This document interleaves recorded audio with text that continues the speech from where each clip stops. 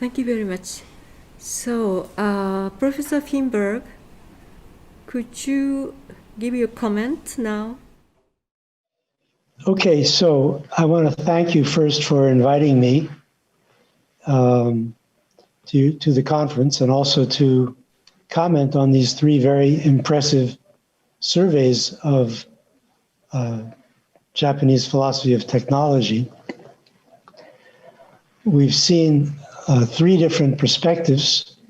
First, Wasuji, who argues that technology is a mediator between human beings, and Miki, who discusses technology as a materialization of imagination, and then Nishida, who in a much larger view sees technology as creative interaction with the material world in history. So these are very interesting observations made at a time when reflection on technology in Europe was far less interesting and far more limited. And that raises a question. Why were such remarkable insights available to philosophers in Japan rather than in Europe? Well, first of all, it's clear that there's no precedent for the study of technology in Japan. Before the 20th century, we don't really have anything you'd call philosophy at least in the Western sense of the term. There's there's various forms of religious reflection, but technology doesn't play much of a role in it, so far as I know. What happened, of course, which changes this is the modernization of Japan, the importation of Western technology. And this was motivated by the desire to avoid colonization.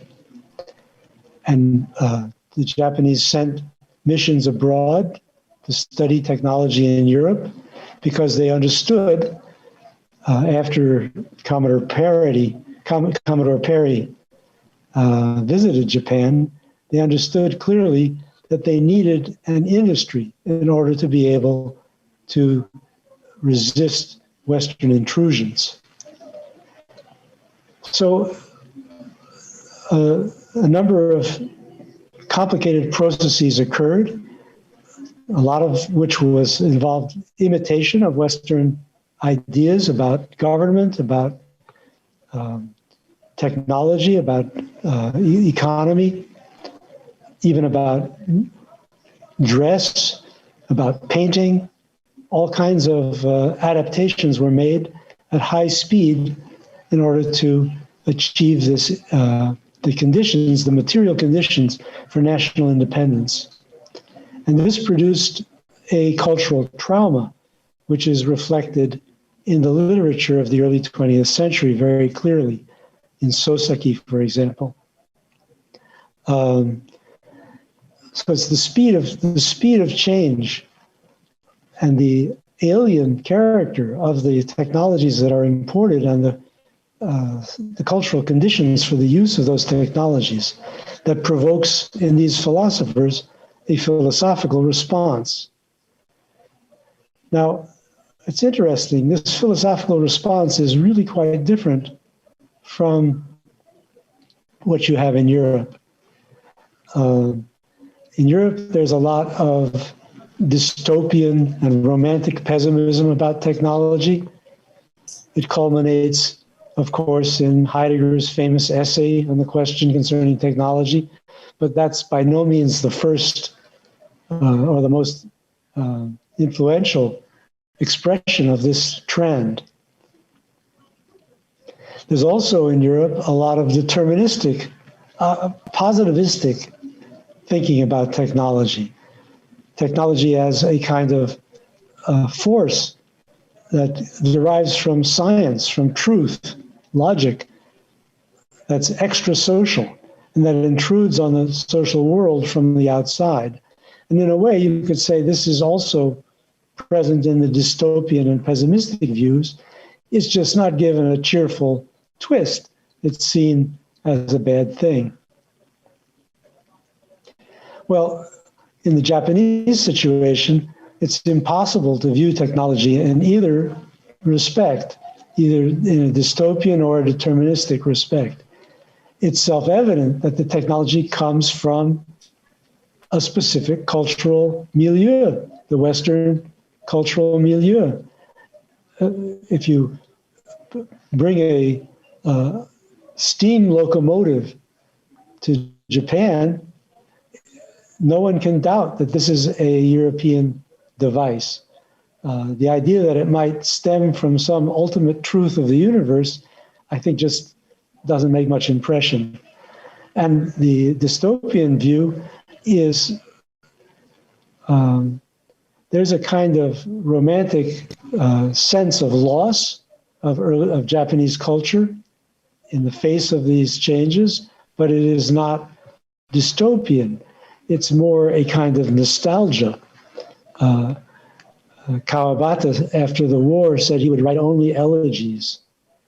Tanizaki said, we must reserve a small room safely protected from the bright electric lights that have now illuminated our nation.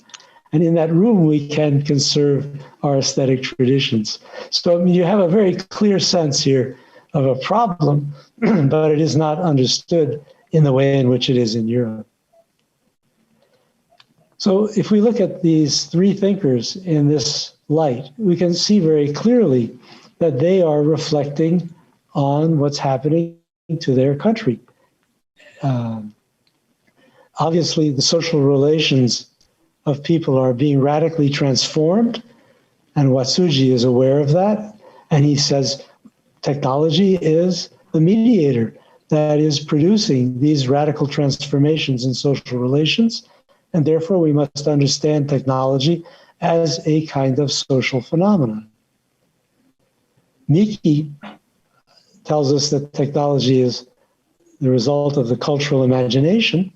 How can he not understand this when he sees that the Western cultural imagination is embodied in all these devices which arrive on Japanese shores as vectors of another civilization? And Nishida is aware that what is happening with this technological transformation of Japan has a character of destiny. It's not simply a implementation of a plan. It is a unpredictable transformation that will have all kinds of consequences that will come back in one form or another in the future. So I think it's pretty clear how the social context shapes the brilliant and precocious anticipations of contemporary philosophy of technology in Japan. But I think there's one more thing we can say, which I think is already alluded to by Murata-san, which is the contemporary relevance of these philosophical ideas. Something has happened that makes these thinkers relevant to us, and that's not to be taken as self-evident. It's not just because they were smart that we take them seriously. There's lots of smart people's ideas that have retained only the interest of small groups of specialists. These people are telling us things that talk directly to us. And that must mean that somehow our relation to technology has become problematic in ways that resemble the problematic status of technology in early 20th century Japan. And it's not hard to make the parallel. The internet is transforming our social relations and doing so as rapidly as anything that the Japanese introduced from the West in the early 20th century. The imagination is at work in technology. Again, we're celebrating it constantly with our talk of innovation and science fiction becomes now practically an academic discipline with future studies and so on. And then, of course, the biggest question of all is the unintended consequences of these technologies, which set us on new historical paths, the outcome of which we cannot foresee. So this is my comment then on these three interesting papers, and I hope that it will provoke some discussion.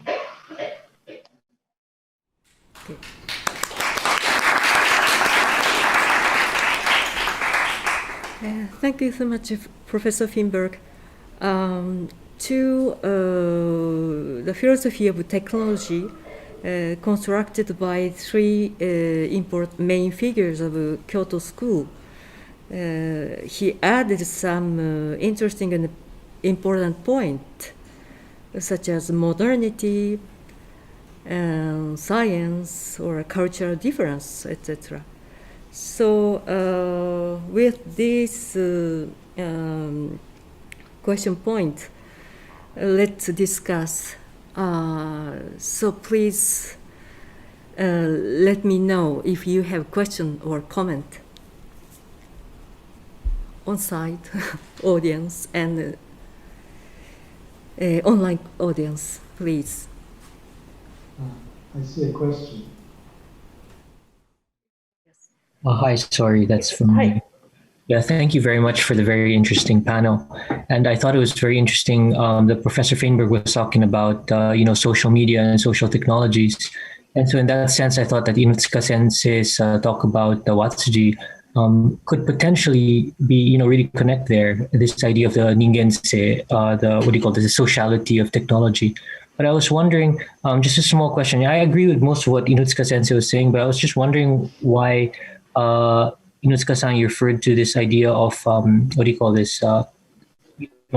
when you innovate, you're like getting in advance what the totality was already feeling. But I wonder, the question of how to interpret that, I wonder why you interpreted it as what society expects. Because in a sense, Watsuji himself already referred to, the strife and sacrifice of people who are trying to, who are trying to innovate and get rejected by society, which is kind of suggesting that just because you're doing something on a social intuition level doesn't mean that society is expecting it. So maybe there's a creativity there, which is maybe weak, but I don't know.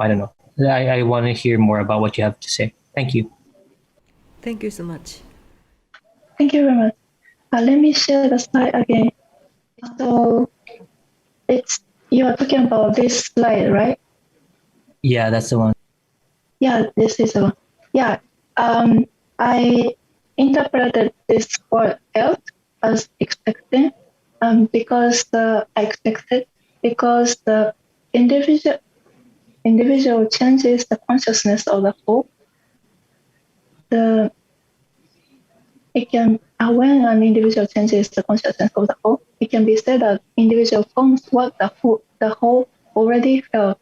So it's rather not this word "felt" is not just a negation of the already existing form, but as it shows, individual forms what the whole already felt. So it's about the new form.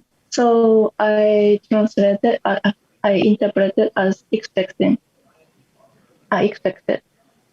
But also, I think you can see the note here. 個人が戦いを通じて全体の意識を変えるという場合、その個人は全体意識においてすでに感じられていたことをあるべき形に結成したと言える。したがってそれは本来全体生活の働きなのであって、個人はその先駆的役割を務めたに過ぎない。しかし、また個人が発動し、率先することなしには、その動力は表面化してこない。So, it's really actually it's not about the context itself is saying that individual is a part of the whole, and the whole is already providing the basis, and not just the, what can I say?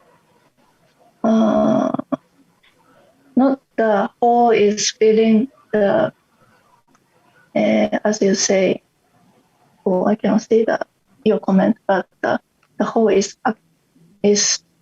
sacrificed or striving, but already expecting some new form, and the individual is making it in realizing the form. Do you get why? Yeah, it's all right. I don't want to get too technical, but yeah, thank you. I see where your interpretation is coming from. Thank you very much. And yes, I suppose that my colleague, Professor Chen, you have a comment. Oh, no, I think it's from Aisaka Sensei.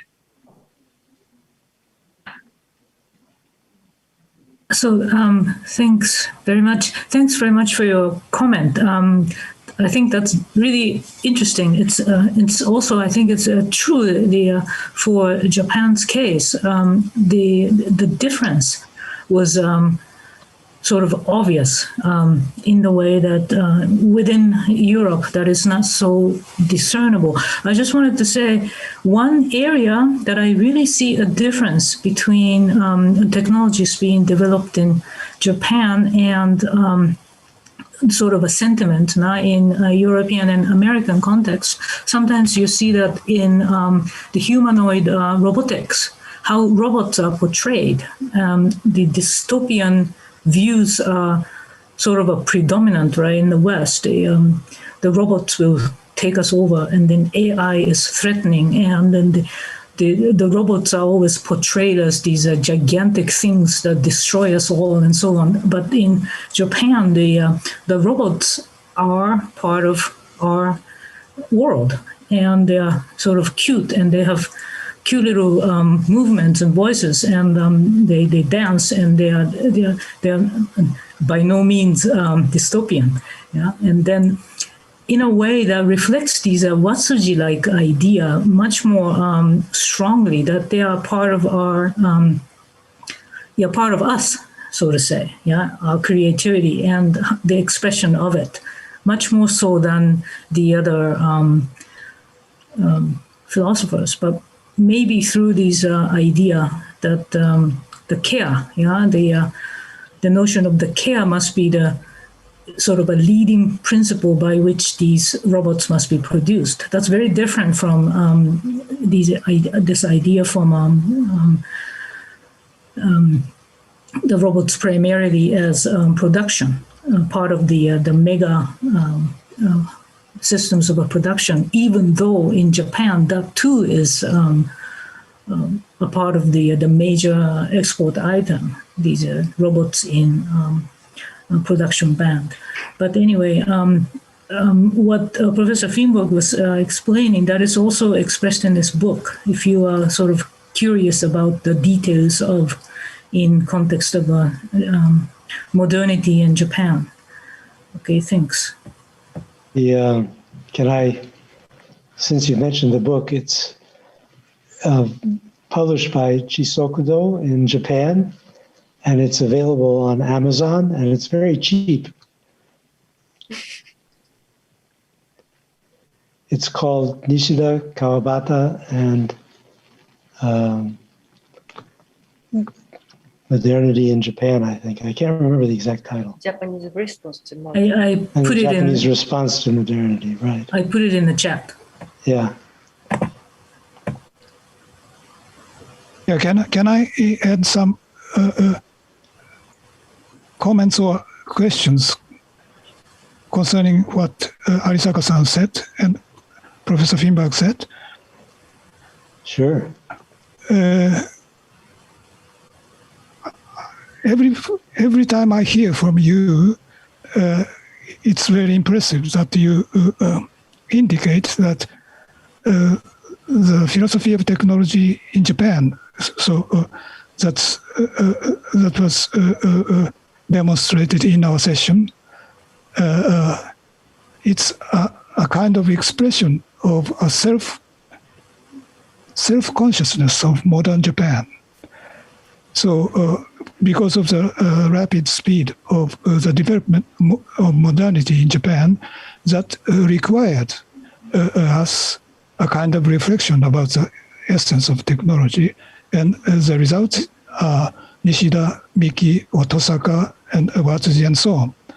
But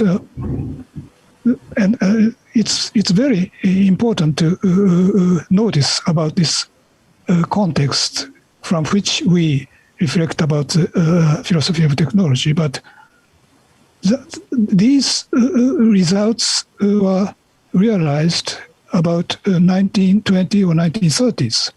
That's exactly the case in which Japan was, so to speak, going to the military state after the modernization. That's only one possible result, but we went to this direction. To this direction, and after the World War II, unfortunately, in Japan there were very little attention to the philosophy of technology at least in the academic world of philosophy. Only a few people who belong to Marxism, for example, tried to make reflection on technology, and some futurists said some positive things about the development of technology, but in the real philosophical reflection or in the academic world of philosophy, there were very few attempts. Only recently we developed, or we can find several interesting trials of the young generation. So how do you think this present situation of Japan? I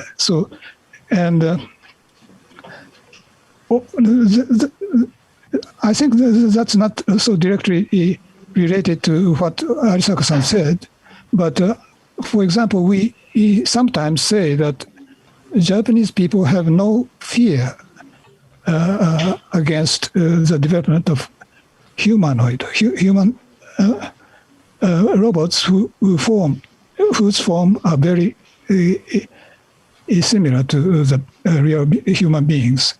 But actually, what we know the robots as which is dealt with as a kind of a caretaker or a player, or which gives us some relaxing and so on, they are not really considered to be a human. That's only how can I say, toys, or something that never become real human. I think only on the presupposition that Japanese people believe that these things are not human beings, they can receive these robots so freely. In this sense, so our attitude to the technology and technological artifacts is always so ambiguous, not so clearly reflected, I think.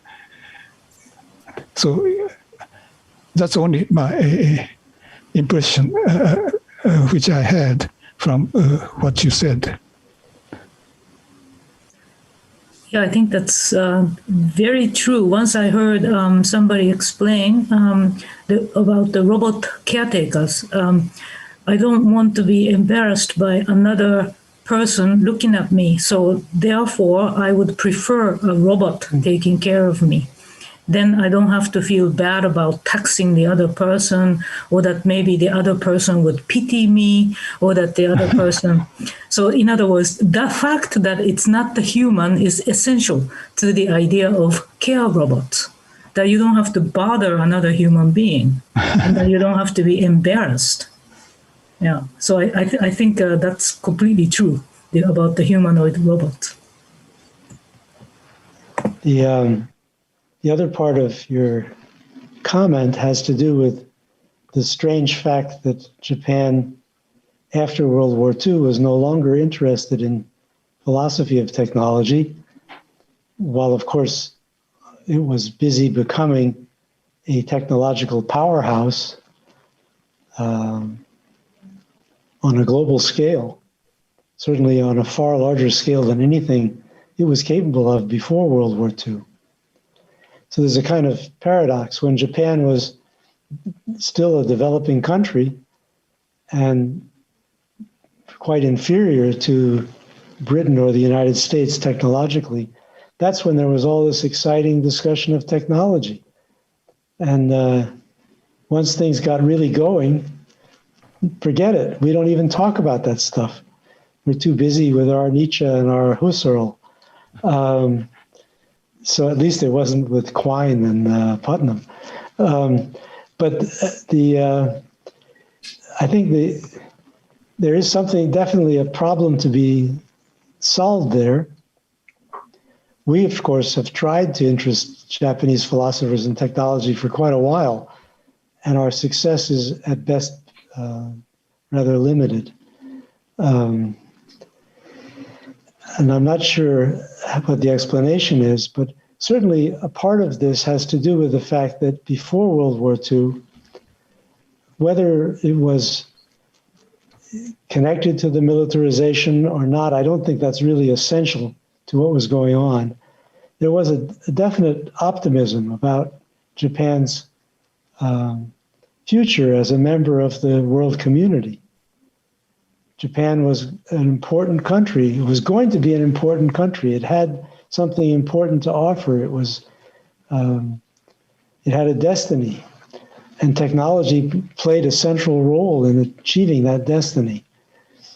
After World War II, the assumptions people make about Japan are far more realistic and modest. So you get the switch from the sweeping philosophy of someone like Nishida to the much more modest concern with trends in European philosophy.